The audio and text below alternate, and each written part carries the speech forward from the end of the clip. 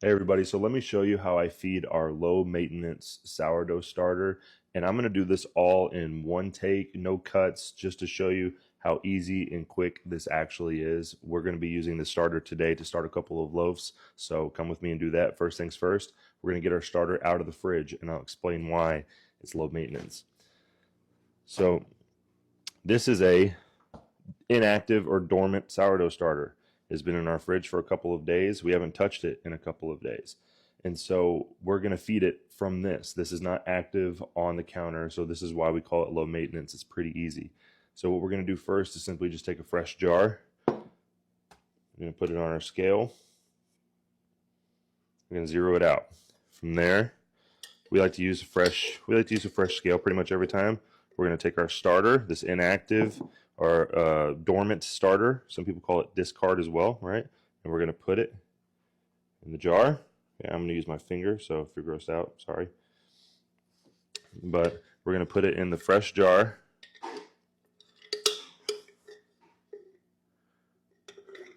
All right. So, like I said, just put it in a fresh jar, and you'll get your weight. Okay.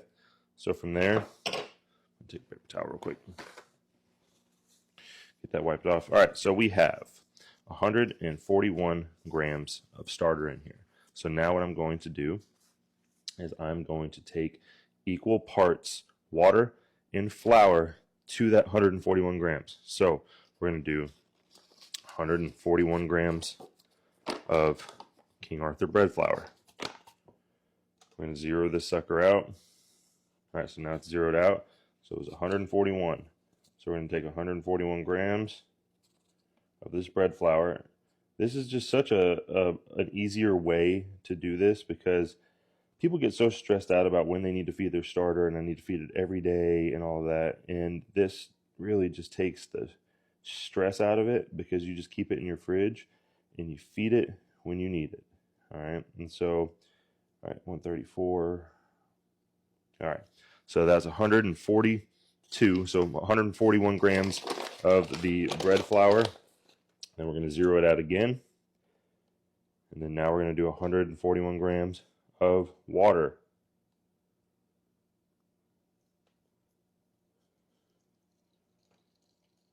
All right. So now we're at 141 grams of water.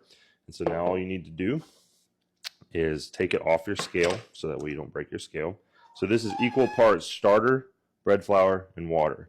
And all you need to do is just take a moment and give it a really, really good stir. Okay?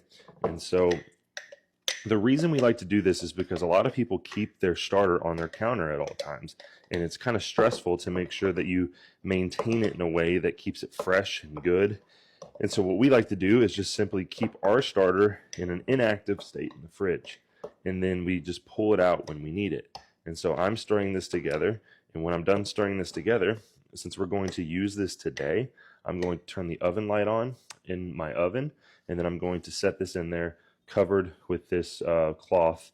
And I'm going to let it rise for, about 5 hours. And so right now it's like 9 a.m. Okay. And so, 2 o'clock. We're going to be able to go ahead and start our loaves, and we'll probably bake them off tomorrow. And so this is kind of where we are with it. This is our fed starter.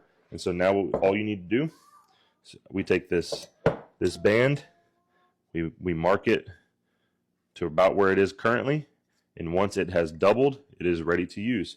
And so now I'm going to go turn on my oven light.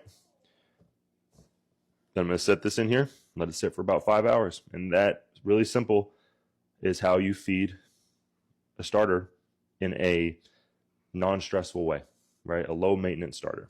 So follow us for more sourdough tips.